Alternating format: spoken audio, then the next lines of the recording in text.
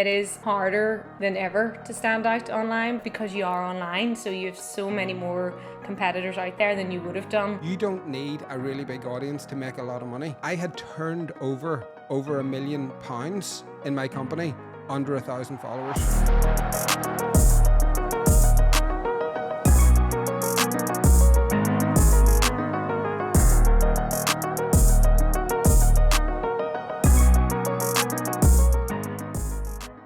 Hi, and welcome back to the Mindset and Marketing Podcast. I am your co-host for today's show, Matthew Toman, and I'm joined with Sharon Kirkpatrick. Mindset and Marketing Podcast is here to bring you everything mindset and everything marketing, the two most important things that you must master to achieve everything you set out to in life. So how's things? How are you doing? Good. I'm all good.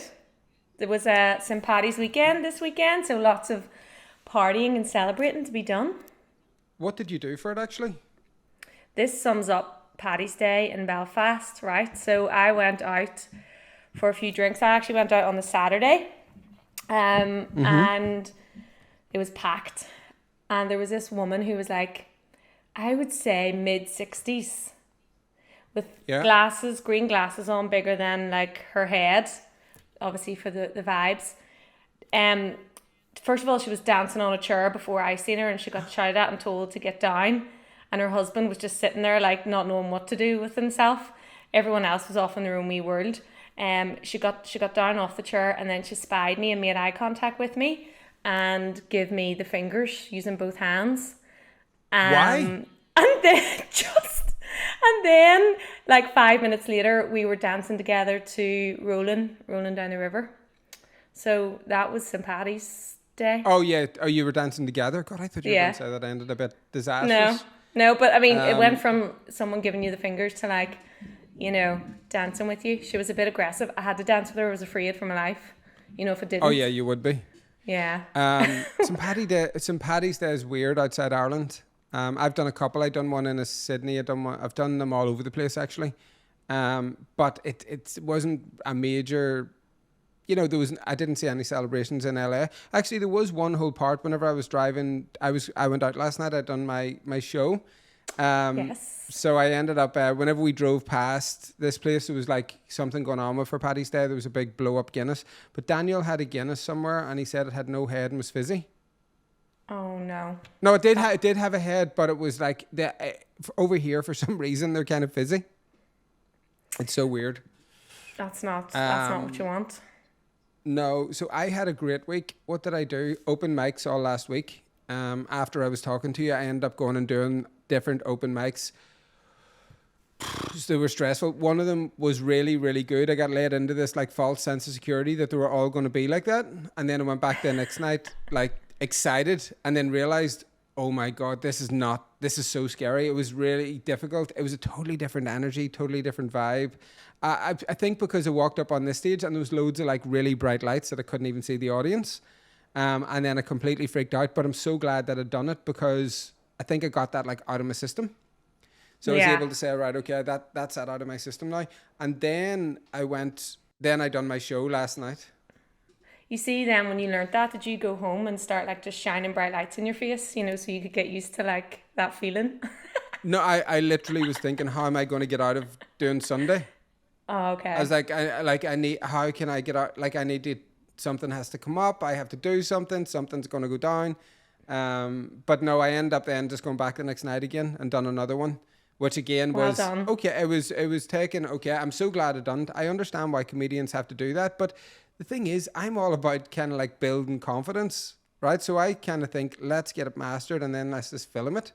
Because I was listening to this podcast with Cat Williams and he's a comedian. And he actually said that the end goal was to do a special. So he just decided, I'm just going to produce a special. And he, I think, produced his first special when he was 18. It cost him 25,000 saved up. It cost him 22,000. And now he just produces all his own specials, owns them and sells them. So I was thinking like, I might just go and do a special now. I think, the podcast we done last week, like overcoming obstacles, you were just like on fire then. You're like, let's go.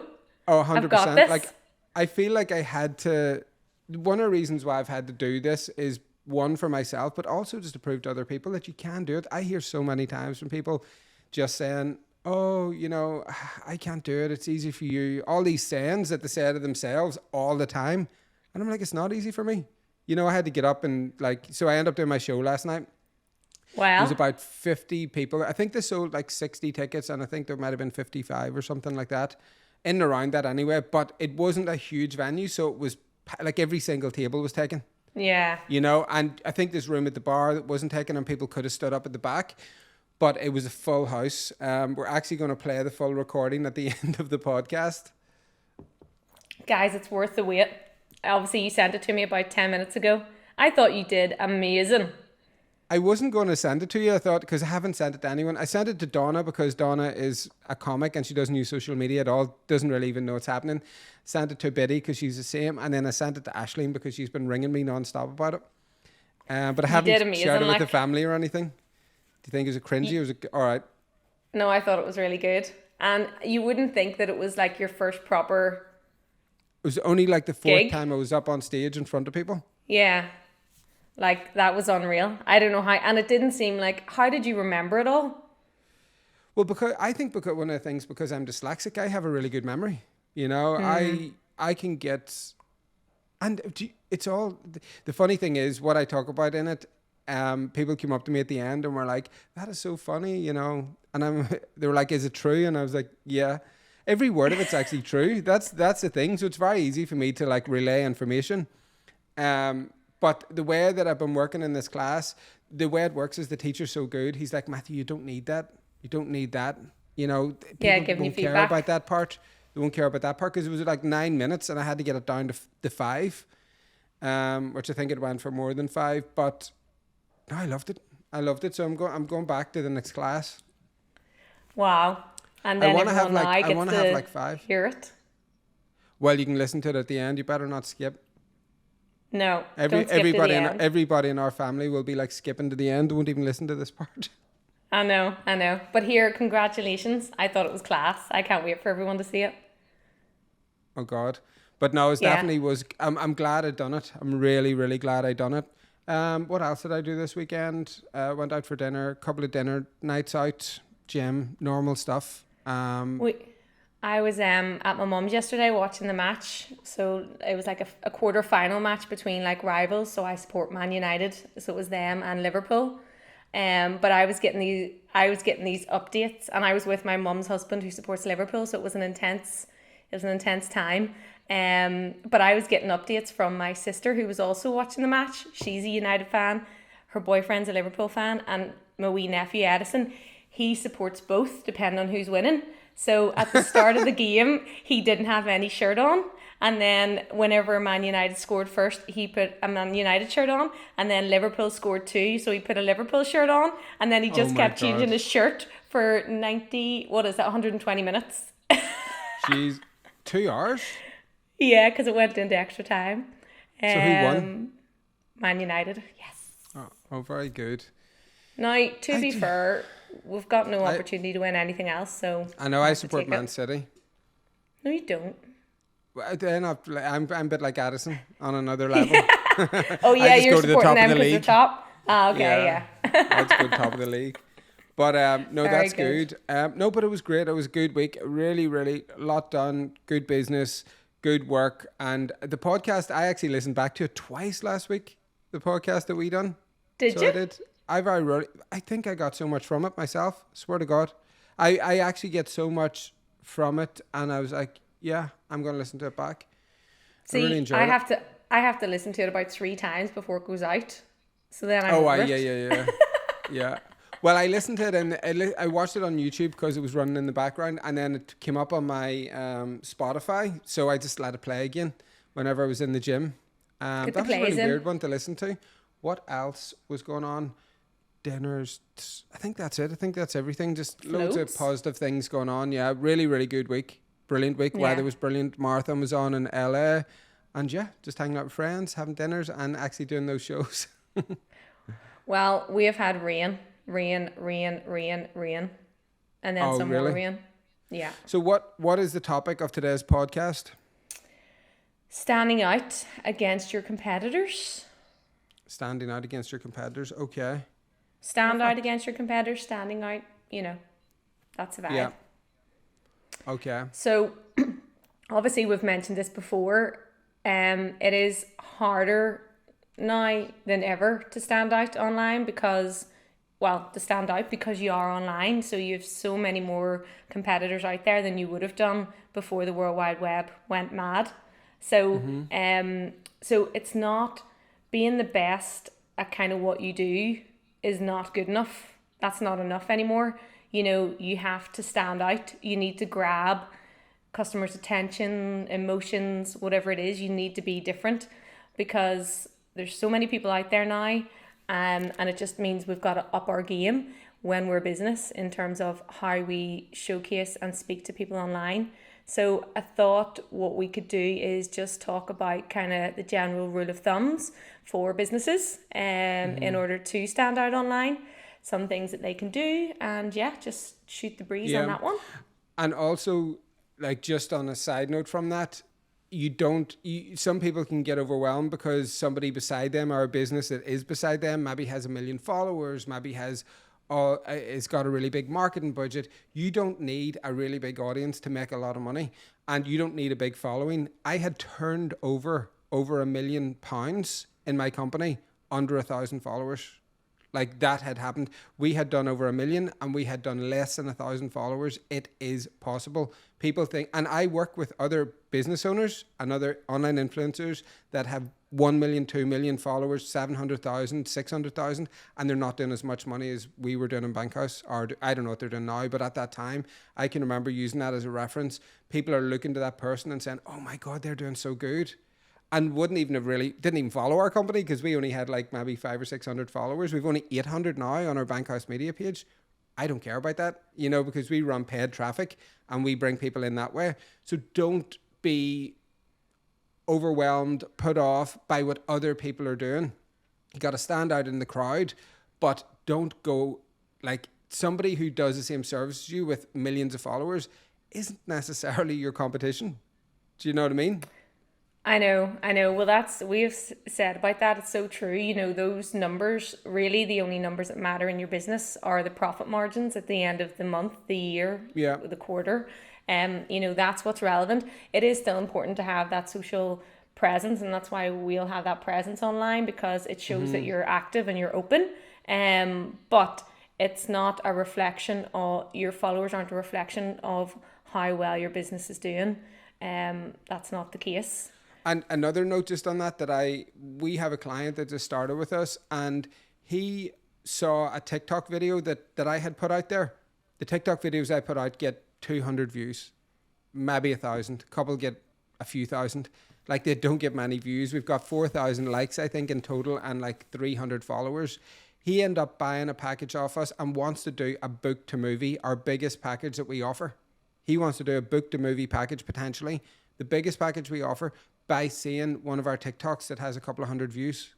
So it's not about getting all the views, millions of people. It's about communicating your message with the right person, and making sure that you're standing out with, but I'll let you jump in and go through it. So I know you've got like a few stats, I'm sure. Do you know what? I think I've got one stat too.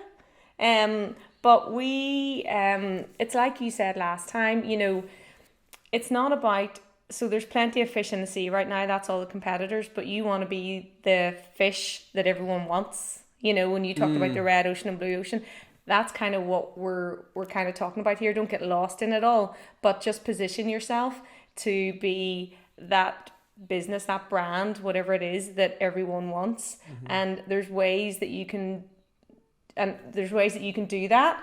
And that's what we're going to jump into now. And Matthew, you've already touched on some of them just by explaining what you were explaining there. So one of the first things we would always say is to kind of narrow your target market, which you had touched on. So it's not about having to go after everyone in the whole world. It's about really niching in and narrowing down who your target customer is, because if you're trying to sell to everyone, you're not going to resonate with them the same. Whereas if you really narrow down and say, for example, my target market is, I don't know, women in the UK who want better skin, you know, you're going to speak differently to them than you would be saying all the women in the world, like women in their 30s to 40s, blah, blah, blah. Your messaging will be different about how you talk to them and on your socials, on your website, versus just trying to talk to every woman in the whole entire world. And that makes a big difference. So that's what we mean when we say try and narrow your target market down.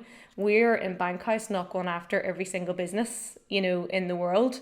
We're working with small to medium sized businesses that don't have a marketing manager in place. You know, we're speaking to those people, and mostly we can work with anyone, but mostly we're targeting people in the UK and Ireland, you know, and then we've got clients now because you're in LA, in America. LA, which I'm really excited about growing, because this is the first year that I've changed my messaging for the States. You know, before, whenever I was doing it, I was out here shooting a documentary. I didn't need to be out here working. So now I'm like, do you want to know what? I'm going to open up and see what we can get out here work-wise. And that's why. And as soon as I changed my mindset, changed how I spoke to people, changed, you know, our offering, they just started coming straight away. You know, that's what happened straight away. I was going to say, like, are you going to talk about your why in this? Is that on your list there? Well, not the... Kick into it? You kick into it, yeah. So basically, what will set you apart? Take, for example, me doing this comedy thing last week. I could have went on ChatGPT and got it to write me jokes, right? And they would have been, I could have delivered them and they potentially would have got laughs and they would have been really funny. But how do you make sure as a comedian or whatever you're doing in that industry, how you're going to stay unique, stand out against the crowd, and make sure that someone's not saying, you've ripped off my joke, you know, that's mine. So the only thing I could write about was something that I knew, my own story, right? So I talk about a part of my life, and all of the stuff that I'm going to be doing within this whole area of my life is all going to be about things that have actually happened to me, because they're unique. People engage with them, people relate to them. It's exactly the same whenever you have a business. You have to talk about your why. You know, what is the reason why you get up in the morning? Why are you going out to sell your product? Why are you communicating with somebody? Because if your why is just, oh, I want to make loads of money, I'm going to open an e-commerce business and just sell, you know, sugar, then okay, no worries, you'll make a good business. But if you want to build a brand that you enjoy working with the people that are there, and you really want to bring your passion, your expertise to the foreground, you have to really focus on the reason why you're doing it. And that has to come through at all parts. Do you know what I mean? Yeah. And you can then you've got endless amount of content and information, because it's unique to you. And like whenever you were talking about skin, for example, in London, if I was communicating that with a client, and if I was a woman opening that brand, you know, look how many people use the tube and look how dirty it is. And, you know, you feel it in your nose and the back of your throat and on your skin. If you could get something that would either protect your face from dirt or easy to wipe off at the end from all the grime that really gets into your hands, different parts of your skin, and you communicate that because that's a problem that you've had.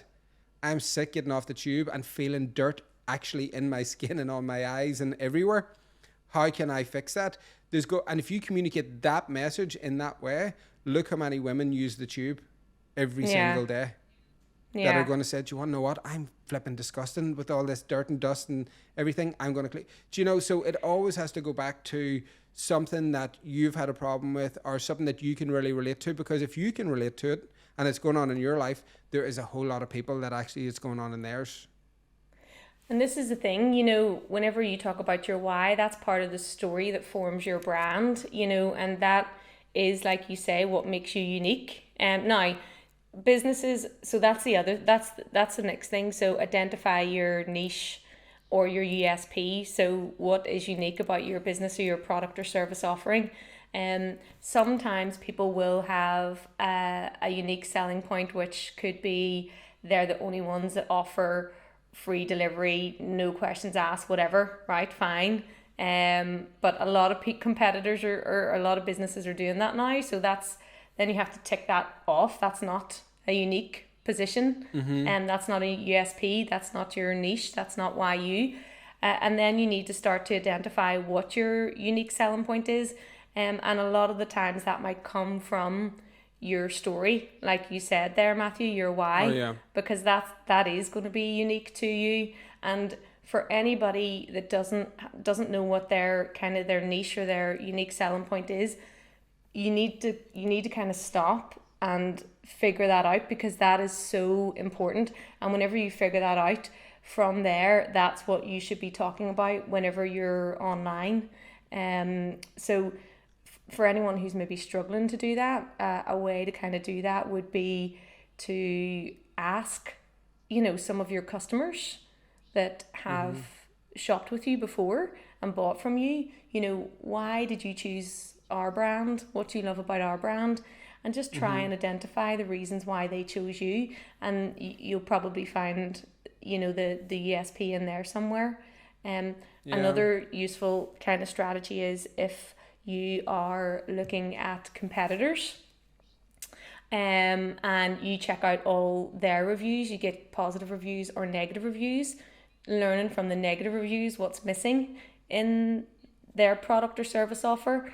And if that's something that a lot of, you're seeing time and time again, then you can figure out how to build that into your position, into your offer, so that then you're answering all of the queries and pains that, clients have. But it's so important to have that. So if you don't have that, you really need to think about it. Like, and an example recently of one of our clients is, I know Rochelle listens to the podcast, so she won't mind me mentioning it. But Rochelle is she runs an estate agency in Lanzarote, and part of Rochelle's USP is that she is now, and she's the first female owner of first Irish female owner of a real estate firm in Lanzarote. That's part of her story, but how that makes her unique is most of the people that are over there in Lanzarote buying, selling, or wanting to rent properties are coming from the UK and Ireland. So she is able to use her experience from kind of being here locally, her Spanish over there, her network of people and connections over there, and all of that tied together to really then cement what makes her different. So she's able to then bring more than somebody who is a real estate agent who's been living there their whole lives, never experienced what it means to move abroad or to have a part-time home there or whatever that might be. So Rochelle can now offer up like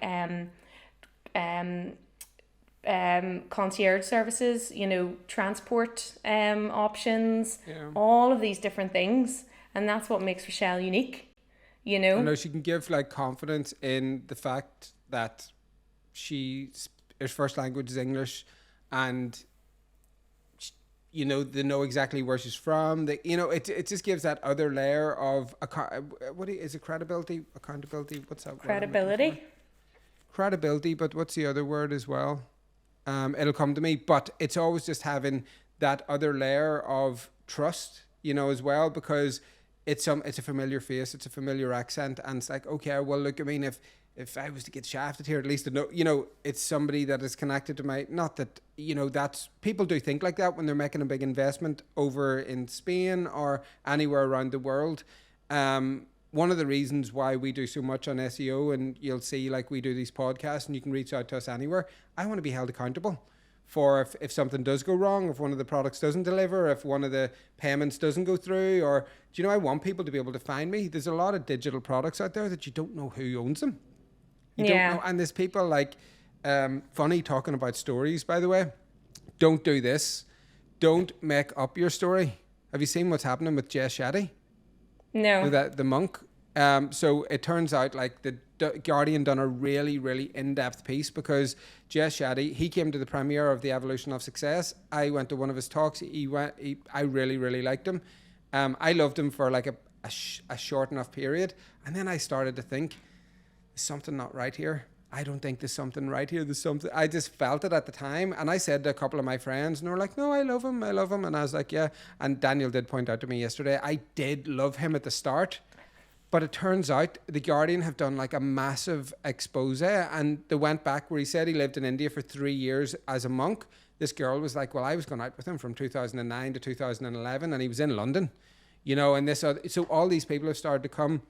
Somebody literally took his speeches word for word. He plagiarized them off somebody else. Oh, no. His courses that he put online, this is something, online courses We have our online courses, right? But we have it where it's all experience. I can show you how to build a business because I've done it before multiple times, and I can show you how to do it. Very logical way. It's like structure. He has his credited course by all these bodies, universities in London. All of them have said we have nothing to do with there. When the investigative journalist went in and had a look, and they're like, no, we don't work with this company, and they're still on his site right now. So he has built a business fraudulently by writing a story that actually isn't even his. Probably written by a copywriter, and there's no way to escape that now. Yeah. Like Rochelle is Irish because, by her accent, she's living in Spain. She's like, here's my experience. Here's what I've lived, and here's the house that I can get you. Here's a solicitor that you can work with. But Jay has done all of this stuff, and I'm like, oh God. I watched it. I end up going down a rabbit hole yesterday and read the article. And, I have a real thing with advertisement laws in the world. Like, I'm always under the guys, don't make false claims. Don't say anything that we don't deliver on. We're always held accountable by those things. But so many online courses are saying, live your dreams. You can make like 6-7 figures a month. Yeah, you can, 100%. But is it likely that you're going to do that? No. But how would 4,000, an extra a month, change your life? An extra $4,000, an extra $5,000, an extra $1,000, right? But nobody seems to be leading with that. They're leading with these 7-figure, businesses that they're changing. And yes, I have several 7-figure businesses, and but they're hard work. They're flipping hard work. There's 14 of us. There is there's businesses, some of them flop, some of them do good. We have to try again. We have to hire new people. People get online and do these videos like it's easy, and Jay made it all to be like, I'm a monk. It's easy. This is great. And it's a lie. So whenever you are writing your story, make sure you're standing out in the crowd by your uniqueness that is unique to you.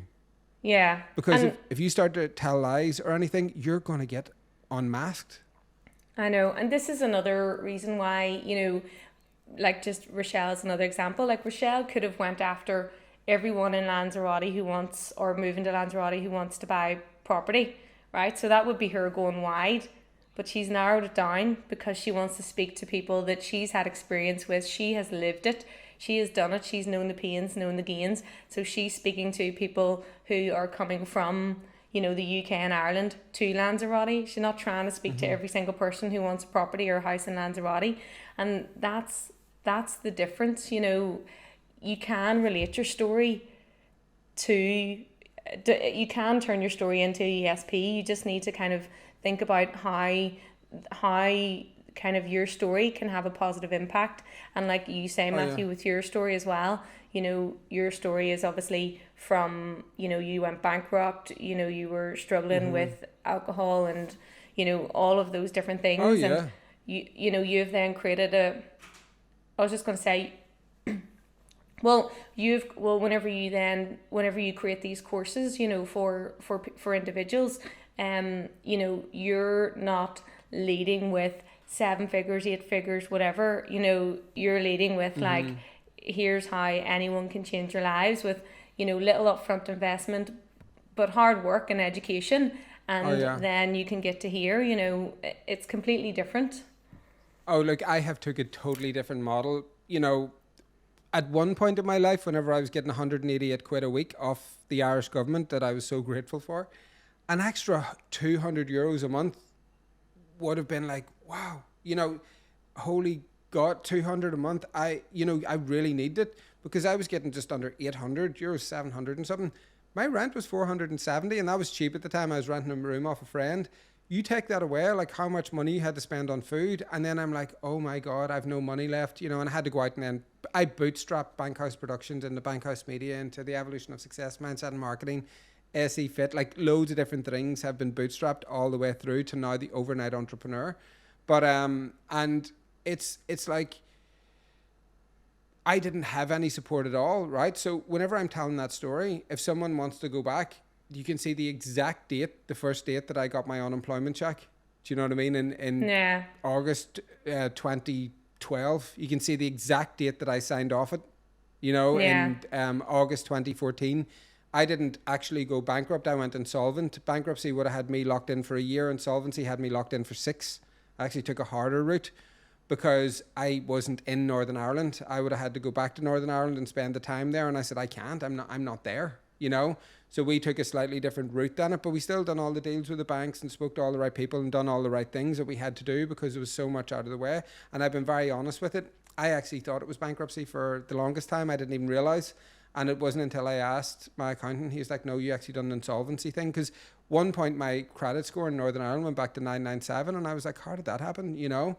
And he was then breaking it down for me. This is exactly the process. I learned so much through that. And I'm now helping other people go through that right now and dealing with business things that are going wrong. But the only thing that I teach is stuff that I've been through. And same, going back to Jay, yes, people looked at him and said, you're the answer because you've been you've lived as a monk for 3 years. Of course we're going to listen to you. But that wasn't true. So if I had told people I'm an alcoholic, but I'm still drinking at the weekends, but I can help you sober up. Yeah. That's not fair. That's not selling the product properly. I went bankrupt. I know how to get through this, or I went insolvent, and you haven't. Then you're mis-selling the product, Not that any of yous would do this. Do what? Lie the way that he is. No, yeah. And sorry to say, I'm only making a point of I've been always very strict on, I'm not looking to hit the masses. I just want to hit the people who relate to us. That's it. Because if you work with people that get you and you get them, it's lovely. Yeah. It's such an enjoyable process. And they really value your service, your product and service. So that's what I would say. Rochelle is absolutely amazing. She's going to fly because Rochelle is really amazing and she is going to do well because it is niche. And, if I was going to ban Lanzarote and someone was saying, I will sort your hotels out, I will do your transfers, you will get picked up at the airport, you will spend 3 days with me, here's your itinerary. And at the end of it, and, so she's going, I'm like, yeah, that's exactly what I want. Opposed to me landing Lanzarote, having to get a car, having to go to an estate agent, having that background in the different speak the language barrier, and then Spanish people will use different body language to sell. Yeah. And you might be thrown off by it and think I don't like that body language. It's a cultural thing, and I think she's right. She's going to get more business taking people from Ireland over and selling to them. She'll get business in Spain as well than if someone was going over and speaking to a Spanish person, because the same trust isn't going to be there. You'll have to be more diligent. You'll have to do more research, where she's eliminated that. And if you stick to standing out in the crowd within your business and you stick to what it is that that will come out of every single pore. Yeah. You can't, no one can deny it. Yeah. Yeah. If you try to be somebody you're not, it'll come out. It'll come to the surface. Yeah. Yeah. So that's kind of talking about narrowing, your market and identifying your niche and your USP.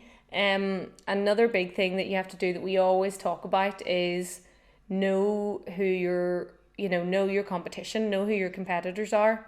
Because how do you know that you stand out, or how do you know how you compare if you don't know who else is potentially doing something similar to what you're doing? So if you're sitting there now and you don't really know who your competitors are, or if you do and you haven't looked into and researched what they're up to, how their clients are interacting with them and all of that, how do you know that you've got the edge? You don't. Now it doesn't have to be a huge, massive, in-depth analysis of every competitor under the sun, but you'll have a fair idea, from who you kind of lose business to, more frequently than not. And if you're kind of coming up against that, those are the people that you kind of want to look to and just see what they're doing. And just a simple exercise, pulling up your website and their website side by side and being honest with yourself, and even asking others for feedback that you trust. Who would you buy from? look at what they're doing well and see if you can adapt some of that. And obviously stay away from any of the negative messaging or tones or whatever it is that they're getting, feedback that you can see that they're getting, because there's so much information out there online now. You know, you can see this information easily. You know, just go onto the reviews, absolutely. check it all out.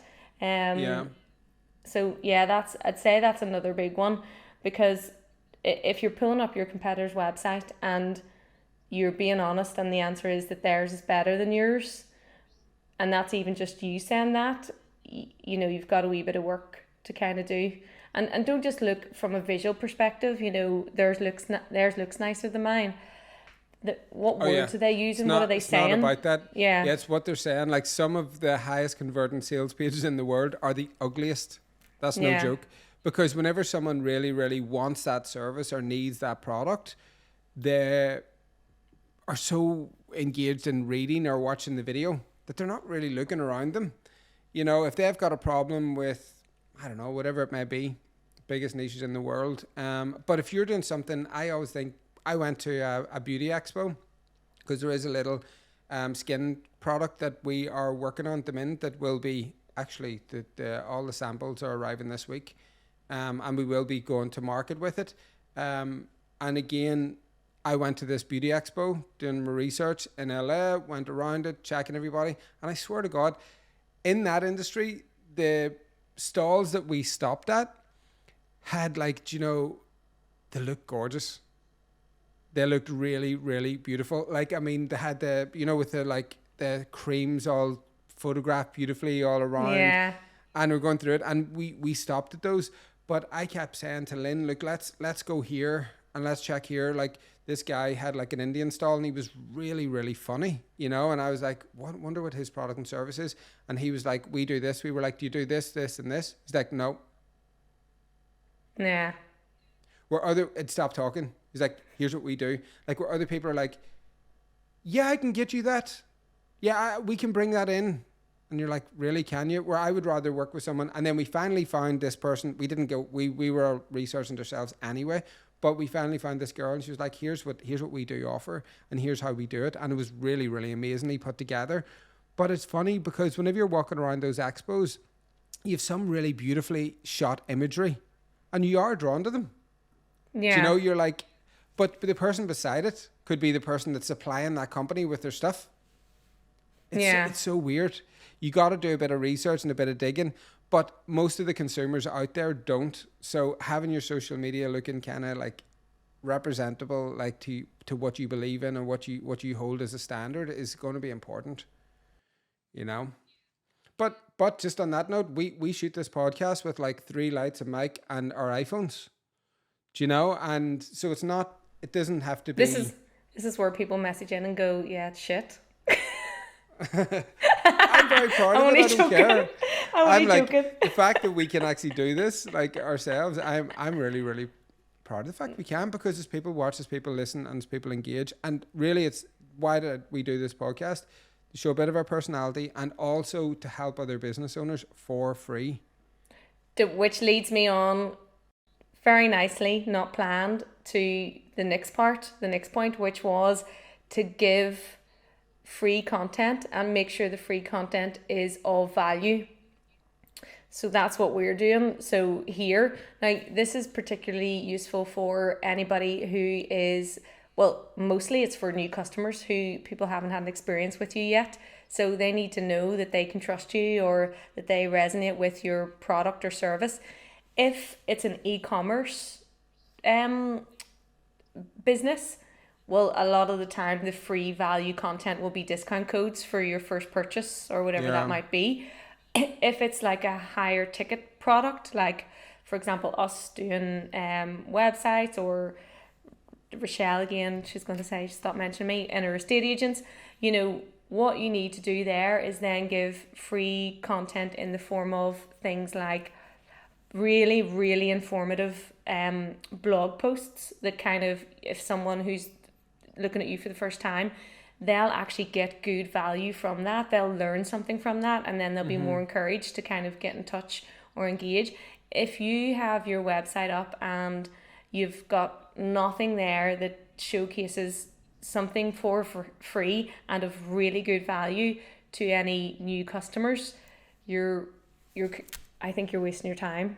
I don't know how you're going to get in conversion without running ads or whatever, you know. It's going to be an opportunity to like give back. Like you, for Rochelle, for example, she can do like 3 tips on moving to Lanzarote. You know, do you need to change your driving license? What's the best bank to open? You know, do I need insurance? Like, what do I do? You know, there's loads and loads of things you can do. For us, we can give like a free SEO audit, a free website audit. I wrote this ebook actually. I think it's 5 steps to your website being your best friend or something. What was that one? I think we should pull that back. You know, I really like that. Actually, that used to do well. It sounds like we went far. Yeah, we went far beyond. Yeah. Well, it is like your best, most valued member of staff. I do love my website, my websites. They do a lot of work for me, and I don't have to. But we went far beyond when it came to free products. Jeez, we started doing movies. We've done like 2 movies that we give away for free that cost us a lot of money, traveling around the world, filming with 45 different entrepreneurs, and then we're like, here you go, it's free. You know, so but that's how far we've went. Yeah, especially if it's like one of the higher ticket offers and it's not just a discount code kind of thing. Really what you need to think about is a piece of content that your customer can get value from.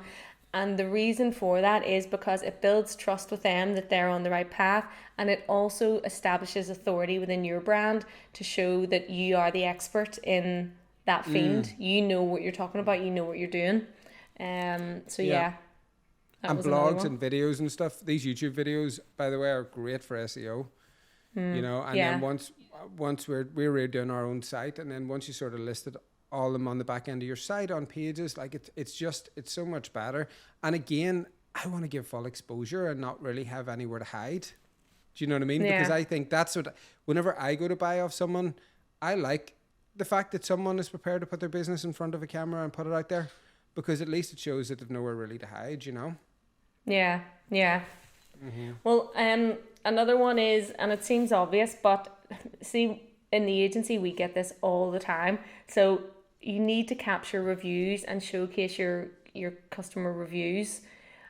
What I get all the time from people is, I don't want to put up my customers or my clients because then my competitors are going to know who they are and then they're going to go after them. And while that might seem like a valid point, you know, that it's actually more detrimental to your business if you're not showcasing proof of concept, proof of experience by having reviews on your website. Like a bit like the video comment that we made previously. Somebody show me a really successful brand that doesn't have reviews.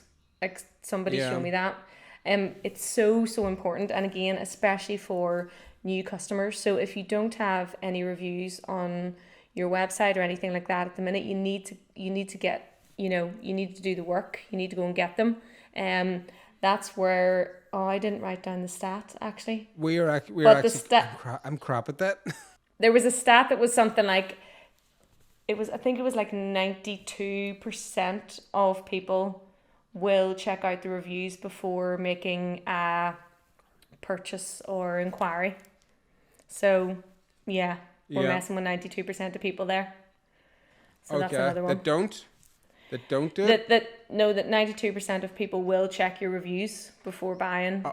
Okay. Daniel reads reviews on everything. Like I don't. I won't actually. I'll never book something or buy something if I'm the same. I wouldn't, if there was no review on it. I'm not going there. What happened with me was I'm addicted to Prime. You know, I think that's my new alcohol, my new vice. And like they're $4. By the time you go to a gym, you pay $3 in your parking because it's a multi-story, and then you pay like your Prime. You know, and you're going to gym 5 or else 6 days a week if you're doing yoga one of the days. Do you know £4 for Prime, £3? That's £7 multiplied by 7 is 6 is what? What's 42? Multiplied by 4 is like $170 a month just for your parking and an energy drink. I'm like, that's dear. Do you know what I mean? So I end up saying, look, I'm going to order it on Amazon.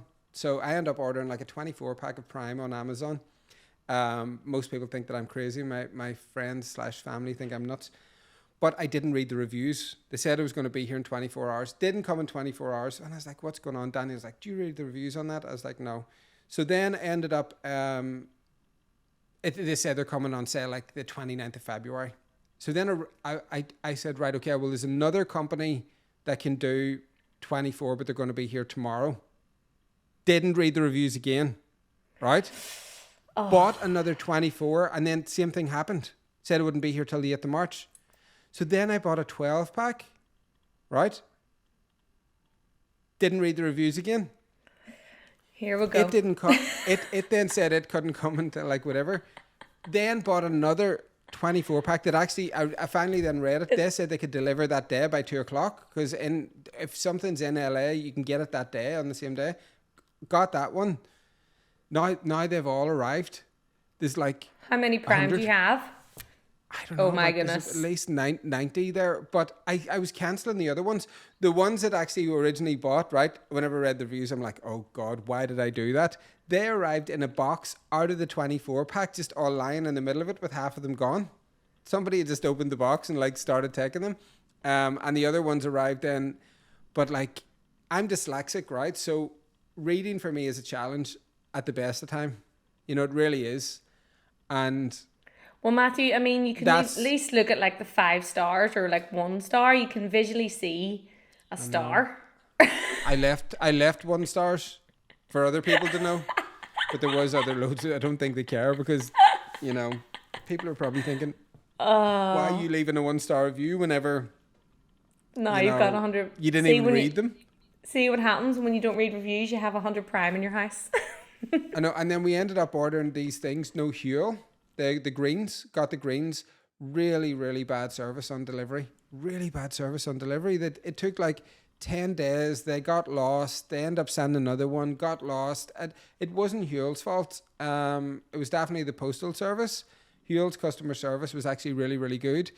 So now I've got like 3 months of Huel, and they refunded the money and give like a 30 quid discount off the next one. Because they all then arrived at once. So you're going to basically... so Huel is like... what is that? Like a supplement? What is that? Like a drink? It's like 91 greens. Literally, I'm drinking everything at the minute. I'm drinking my protein, drinking my energy, drinking my greens. I still am eating food, but I swear to God, I feel better since... I don't know if it's placebo effect or what, but since I started on the greens drink, I definitely have felt more energy. No, I think you're on a high from like such a successful comic campaign. I'm definitely going back to do more. I swear to God, I'm going to tell them about my mum. Oh, that's the best content. Yeah, I was telling them about her last night, and the thing was like that's actually a joke there. I was like, no, it's actually true though. And well, that's all of your stories, which is hilarious because people will be like, it's made up, it's not even exaggerated. You know the way people exaggerate. Oh yeah, a girl said to me last night, that story you told, was that true? And I said, yeah. And she said, oh my God, that is crazy. And I was thinking to myself, that's like the pared down version. I know. Yeah. No, it was funny though. It was funny. I'm really enjoying that side of things. It's good. Yeah. Is that us sort of finished with the topic then? We've stood out online enough, yeah? Well, we're kind of going on a bit now, so the only things that I'll kind of just mention them to say, but we say this all the time anyway, so it's fine.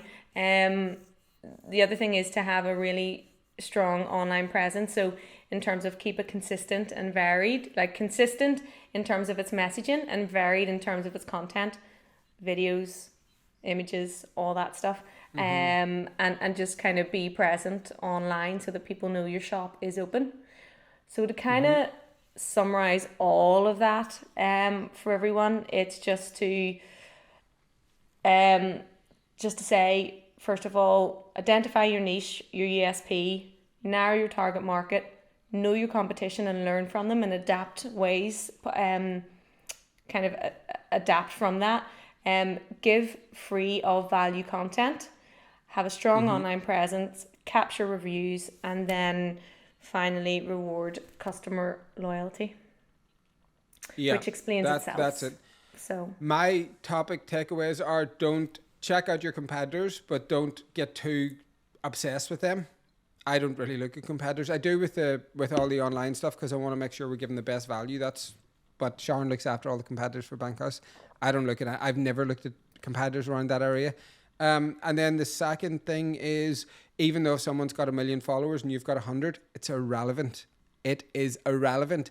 What is different is you're unique. Your uniqueness will bring that person into your life, into your business, into your customer base. And that is that's the main thing. Be yourself. Don't be afraid to be yourself. Like, talk about the hardships that you've had. You know, one of the hardest things was I put a video live that I'm an alcoholic simply because I nearly had a drink. I needed something to hold me accountable. Best thing I ever done. Hundreds of comments, tens of thousands of views. And it brought so much positivity into my life by doing that. Be honest with what's going on with you. That's what people want to see. I really do think that, you know? Yeah. Like, there's one thing that we don't do that I think we should do, so we need to think about that. And it's having, like, just a really catchy kind of, just a stand out there slogan. You know, like a lot of the big brands do. So, for example, if I said to you, what is L'Oreal's slogan? Because you're worth it, is it? Is that because you're worth it? Yeah. Yeah, I love that one. McDonald's. Give me another one. I'm loving it. Nike. Just do it. So I think we need a slogan. What's Apple's? What's Apple's? It was, what was it? It was something like think different or something. Yeah, what do you call that other one? Wash and go. Do you remember that? Wash and the go? Green stuff. It was like two in one. That was a slogan, I think, for a washing powder. Wash and go. But it was the first time. It was the first time like a shampoo and a conditioner was mixed way back years ago. It was green, and it smelled really good. It was like wash and go. I don't know. Anyway, there's one more Maybelline. Maybe it's Maybelline. I don't know. Yeah, maybe she's born with it. Maybe it's Maybelline. But she's born with it. Yeah, but the thing with the slogan is, it's always kind of there and it's kind of fun and it gives you in an instant, just a vibe about that brand. Do you know what I mean? We recognize those things now with all of that. So I think we need a slogan. I asked one of my friends, what do you think about me calling the company Bankhouse? I called it Bankhouse because I was living in an apartment block called Bankhouse that just inspired me so much. And he's like, I don't know, we're coming out of a recession and has got an association with banks, like in money. I'm like, okay, that's okay. That's all right. I want to make money. I want to make people money. They're like, what do you think about using red? And they were like, red is a real no-go. And I said, do you want to know what? Red's my favourite colour, so I'm doing it. Yeah. Well, and I'm glad I did. Maybe that could be our slogan. You're doing it. Just do it. Like, well, the thing with all of those slogans is that all of them have a benefit in it, and they evoke like a wee bit of emotion. So we might come back to you when we've decided on ours. But if you can get a slogan, you can get ahead and start now. What's the new overnight entrepreneur one? It is. I forget. There was a load of them, but we've signed off on one. It's coming in a couple of weeks, guys. So you will know. I'll be talking about it a lot. Sounds memorable. No, there's loads. Give me a minute. I'm still coming up to terms. There's a lot going on. I've had a lot to do this week. It's early in the morning as well. Anyway, I know I didn't get to sleep last night at 2:00 and then was up at like 7:30. That's not on for me. No. It's not good. I'll be in bed early tonight. But so now I'm going to actually play. One of the reasons why I'm going to show people this stand-up thing. Well, there's a couple of reasons. One, I've done it, so I might as well put it out there. Why did I do it otherwise? I done it because I wanted to push myself outside my comfort zone, you know, just shake things up a little bit, put myself back on stage, start to talk about something that I kind of, you know, go on stage and making someone laugh is flipping hard, you know, and I just needed challenged. And then the only way I could go and say I've done an open mic and that's it, wrap it up, it's done. Then I went and done the showcase. Now I got one of the guys to record it, so I'm going to put it out there, you know.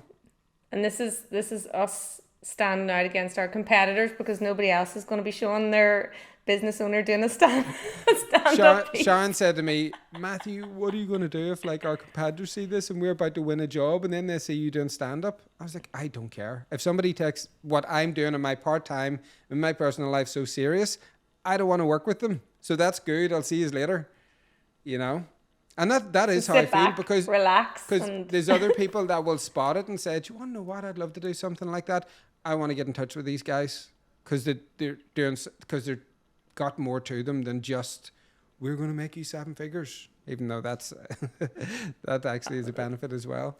But yeah, so let me know your thoughts. Enjoy, guys. I thought it was really good. Thanks. See you again next week. See you soon. All right, you guys ready to keep it going? Yeah, I feel really honored to have this next guest on the show on St. Patrick's Day. He's from Ireland. How's that awesome? So show him some love. Ladies and gentlemen, welcome to the stage, Matthew Toman!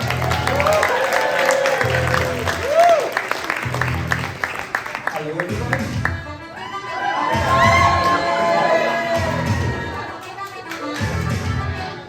Hi, so happy St. Patrick's Day, everyone. Every time I tell people I'm from Ireland, they always really like it. They seem to warm up. But the first thing they think about is you must love going for a drink. Obviously, you must love a party. And just by default of having a passport, we are raging alcoholics on paper. That wouldn't be so funny if it wasn't so true. So I had my first drink whenever I was 13 years old. Now, don't tell my parents. I'll never forget it. It was a bottle of old English cider. And at that time, ironically, living in Northern Ireland, the Irish wanted the English to leave, but nowhere near as much as my body wanted the old English cider to leave. And I had projectile vomit everywhere. Now, being 13 and having projectile vomit, you would think, I'm not going to do that again. Not the Irish. They go again the next week. So by 13, I had had my first drink. By 16, alcohol had introduced me to the cops. It was with me for my first sexual experience. And we traveled around the world together and had a ball. But by the time I hit 30, it had brought bankruptcy into my life, right? And I had to stop and take a good look into the mirror and say, Matthew, you have got a serious problem with alcohol, but your secret is safe with me.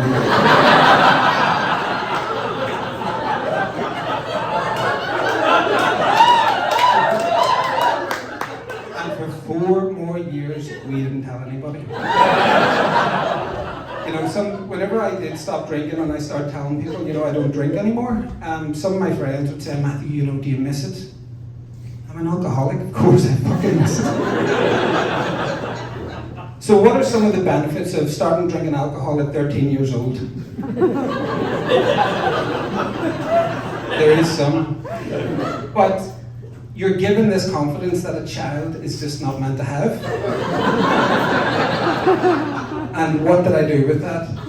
I went out and met so many friends. I literally would have talked to that back wall. I spoke to everybody who listened. And that thing that people always say, they remember how you make them feel. I must have made these people feel brilliant because they constantly asked me to birthday parties, Christmas, holidays and everything. And sitting having a drink at 4 o'clock in the morning with my best friend, booking our flights to move to the other side of the world, Australia, seemed like a good idea at the time, and we did move.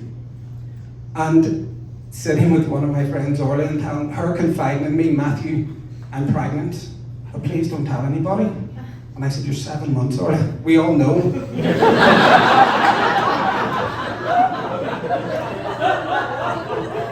But as I started to sober up, and I was getting into my mid-30s, I was like, holy shit, I have got too many friends. I had made so many friends over the years, I was like, fuck, what am I going to do? So approaching my 40th birthday, I decided to organize the birthday party to end all friendships. Seriously, this is what happened. Didn't tell anybody what I was doing, but I invited everybody that I know.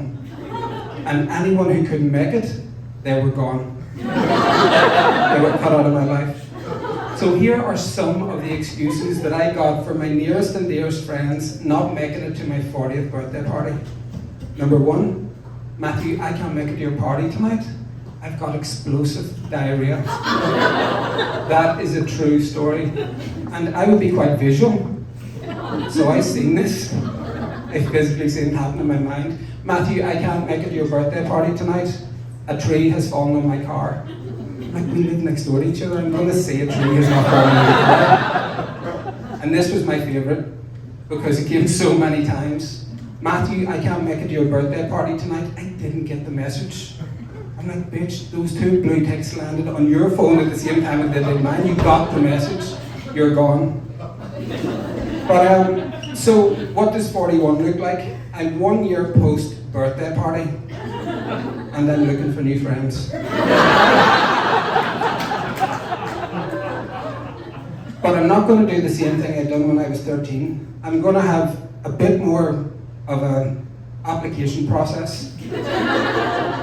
So the first thing, if you've got explosive diarrhea, don't tell me. I don't want to know. Number 2, if you're pregnant, just put the photographs on Facebook and let me find out like everybody else. I don't care. And number 3, this is for mostly LA people. If you constantly complain about the prices of Erewhon, go tell somebody else. I don't want to hear it. Thank you so much for listening. My name is